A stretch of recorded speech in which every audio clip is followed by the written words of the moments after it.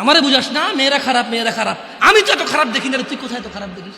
আমি তো দেখি তুই তুই বেটা টেনে পড়িস মাত্র, তোকে আমি ছোট করে দেখছি না বেটা।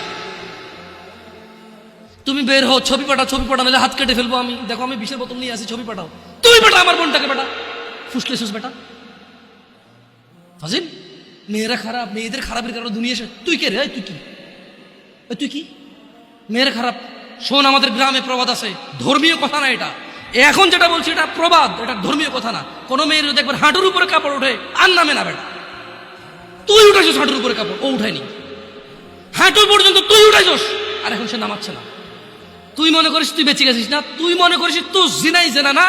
না বেটা, ও তোর সাথে জেনা করেছে, এরপরে তোকে বাদ আরেকজনের সাথে করবে, আরেকজনের সাথে করবে।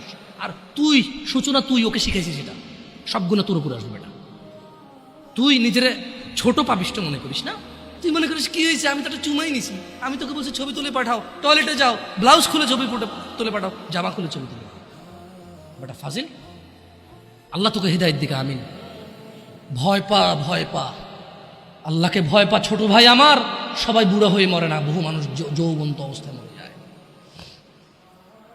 ছোট ভাই আমার, তোর ঘরেও বোন আছে, ভয় পা, আল্লাহকে ভয় পা।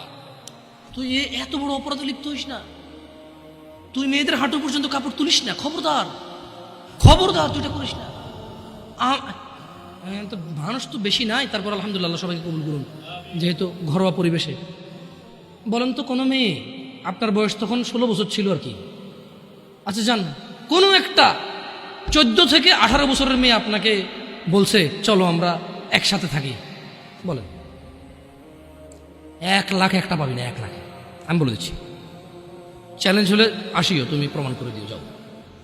মেয়ে কি বলো, মেয়েরা প্রেম হারাম ইসলামে, ইসলামী বিয়ের পূর্বে সম্পর্কই হারাম।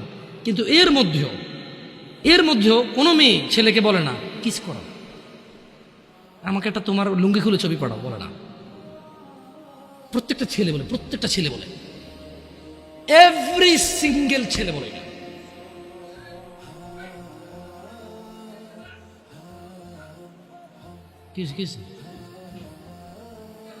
ও আচ্ছা আচ্ছা আচ্ছা, ঠিক আছে, বন্ধ কর, জানালা না, মানুষের কষ্ট দিন না, মানুষকে কষ্ট দিন না, জানালা বন্ধ করে দিন। আপনার সাউন্ডটা আরো একটু করিয়েন, কেমন? মানুষজন যাতে কষ্ট না পায়, কেমন?